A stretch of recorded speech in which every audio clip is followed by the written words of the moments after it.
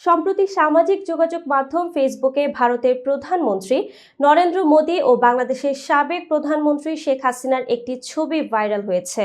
ছবির ক্যাপশনে দাবি করা হয়েছে শেখ হাসিনাকে নিয়ে লং ড্রাইভে গিয়েছেন ভারতের প্রধানমন্ত্রী নরেন্দ্র মোদী।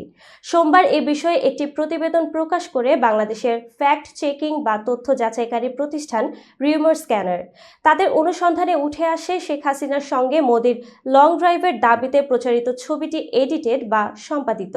রিউমার স্ক্যানার টিমের অনুসন্ধানে জানা যায়, প্রচারিত ছবিটি শেখ হাসিনার সাথে মোদীর লং ড্রাইভের ছবি নয়, বরং 2009 সালে সুইডেনের লুন্ড বিশ্ববিদ্যালয়ের অ্যাসোসিয়েশন অফ ফরেন অ্যাফেয়ার্স এবং SASNET আয়োজিত একটি সেমিনারে শেখ হাসিনা বক্তৃতা দিতে যাওয়ার সময়ের ছবি। এ বিষয়ে অনুসন্ধানে প্রচারিত পোস্টগুলো পর্যবেক্ষণ করলে তাতে কোনো নির্ভরযোগ্য তথ্য প্রমাণ পাওয়া যায়নি। ছবিটি রিভার্স ইমেজ সার্চ করলেও ছবিটির সত্যতা সপক্ষে কোনো নির্ভরযোগ্য তথ্য প্রমাণ পাওয়া যায়নি।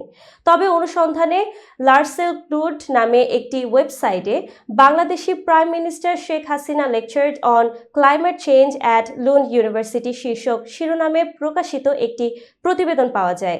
প্রতিবেদনটির সঙ্গে সংযুক্ত যে ছবি রয়েছে সেটির সঙ্গে আলোচিত ছবিটির মধ্যে শুধু মোদির ছবি ছাড়া বাকি সব কিছুর হুবহু মিল পাওয়া যায়, যা থেকে বোঝা যায় যে উক্ত ছবিতে নরেন্দ্র মোদীর ছবি ডিজিটাল প্রযুক্তির সহায়তায় সম্পাদনার সাহায্যে যুক্ত করা হয়েছে।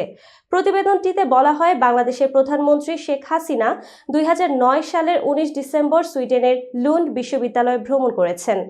2009 সালের 7 থেকে 19 ডিসেম্বরের পার্শ্ববর্তী ডেনমার্কের কোপেনহেগেনে অনুষ্ঠিত হওয়া UN ক্লাইমেট চেঞ্জ কনফারেন্সে শেখ হাসিনা একজন গুরুত্বপূর্ণ অংশগ্রহণকারী ছিলেন।